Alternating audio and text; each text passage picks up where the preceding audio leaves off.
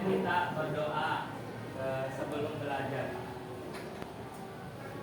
Berdoa kita biasanya dipimpin oleh ketua kelas. Ketua kelasnya siapa? Pimpin doa belajar. Ya, berdoa.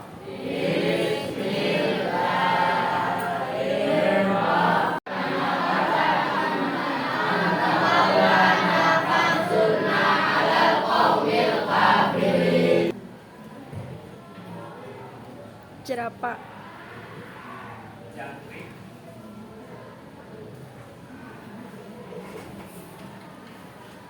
Empat ada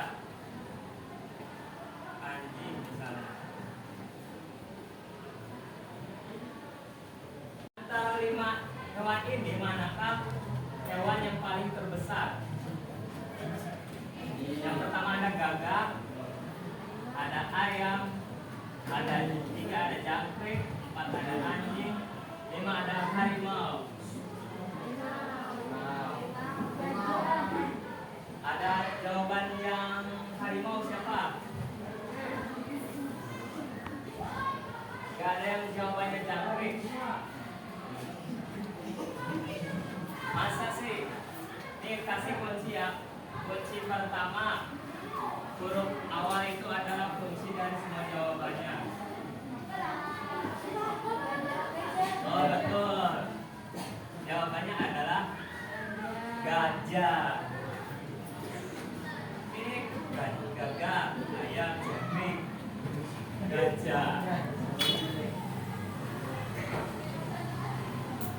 Mungkin kalau tadi kasih tahu ini ya coba bisa. Bisa bantu. Langsung saja kita akan membahas tentang kegiatan sehari-hari di rumah. Apa itu kegiatan sehari-hari di rumah? Kalian sepertinya sudah tahu sendiri ya yang kalian lakukan di rumah. Misalnya ketika hari Senin kita pergi sekolah misalnya.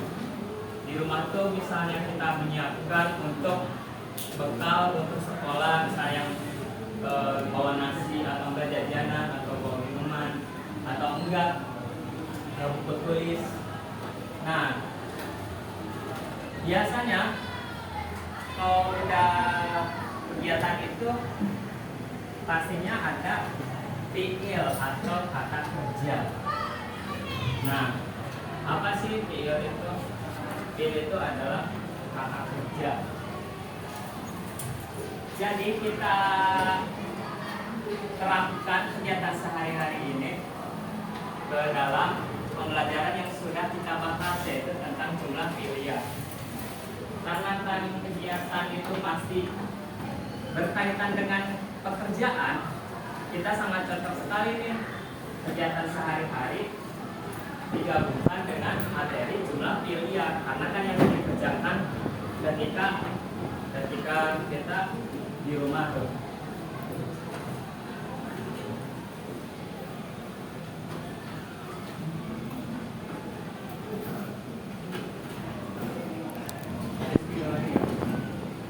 Jumlah pilihan adalah kalimat yang diawali dengan kata kerja.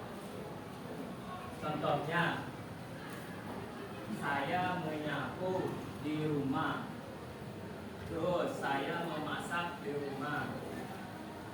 Nah, dalam kata kerja itu pasti ada pelaku. Pelaku itu namanya fa'il atau pelaku. Nah, biasanya di dalam kata kerja juga ada yang dikerjakannya. Contoh memasaknya itu apa? Memasak sup misalnya, atau memasak nasi goreng. Kalau misalnya menyapu apa misalnya? Kerjaannya menyapu sampah di kelas. Terus menulis. Sebelumnya kan kalian udah bikin jumlah pilihan. Coba kalian buat lagi jumlah pilihan dan yang udah tanpa periksa di depan. Jumlah pilihan itu cirinya biasanya Kalau fiilnya mudhari biasanya diawali hurufnya iya. Kalau fiilnya madhi biasanya langsung tanpa ada huruf ya. Nah, contohnya seperti di sini. Di sini ada fiil madhi sama mudhari. Ini fiil madhinya, ini fiil mudharinya. Bedanya apa sih fiil madhi sama mudhari? Bedanya kalau fiil madhi itu fiil yang membahas masa lampau atau sebelumnya yang dilakukan maupun sebelumnya yang dilakukan sampai dari zaman-zaman dulu misalnya maupun pada zaman abad sekian. Nah, itu maksudnya ke dalam fiil madhi. Kalau yang abu kan fiil mudhari. Nah, yang abu itu fiil mudhari.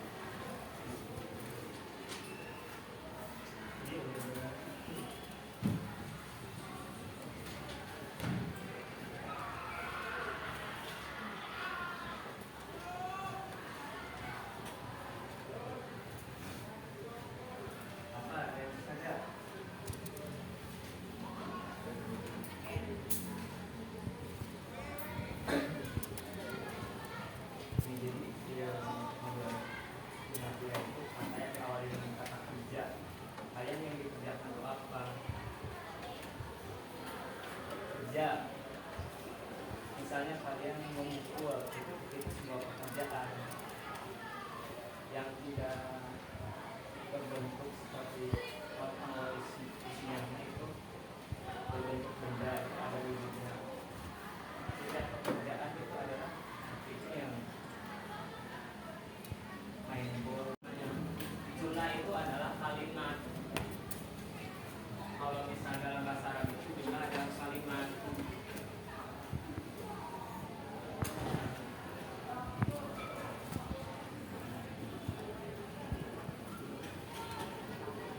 Sudah?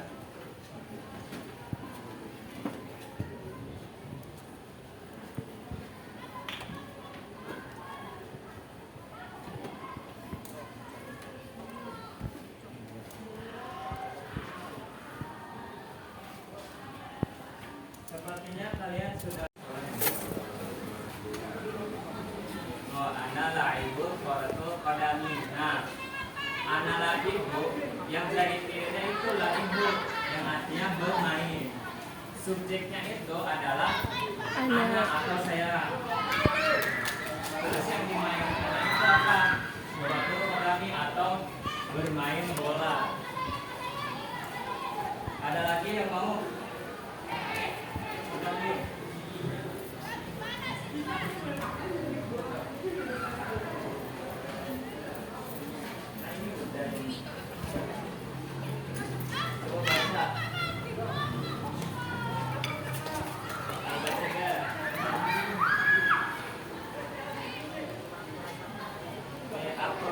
Contoh di sini ada aqra'ul Quran fil bait yang artinya saya membaca Al-Quran di rumah. Nah, itu adalah membaca itu adalah sebuah pekerjaan.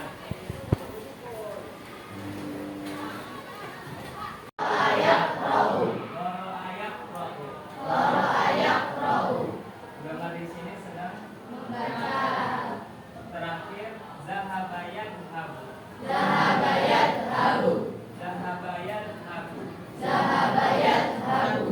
Artinya sedang pergi. Berpergian. Dikarenakan di dalam teks ada tentang berpergian dengan sepeda. Nah, maksud di sini adalah pergian dengan sepeda. Di sini adalah gambaran ketika kalian seperti apa gitu gambaran bermainnya. Di sini ada gambaran biar kalian tahu gitu, berbayang apa itu bermain itu seperti apa. Di sini ada contoh-contohnya. Yang pertama ada bermain. Ingat ya, tadi sahadai saidu itu bukan menonton TV, tapi baru artinya menonton. Nah, menonton itu tergantung konteksnya, menonton apa. Kalau misalnya nonton TV berarti sa Isamido Atil TV atau televisi. Itu artinya bukan menonton TV sehari saya itu. Ayo cepat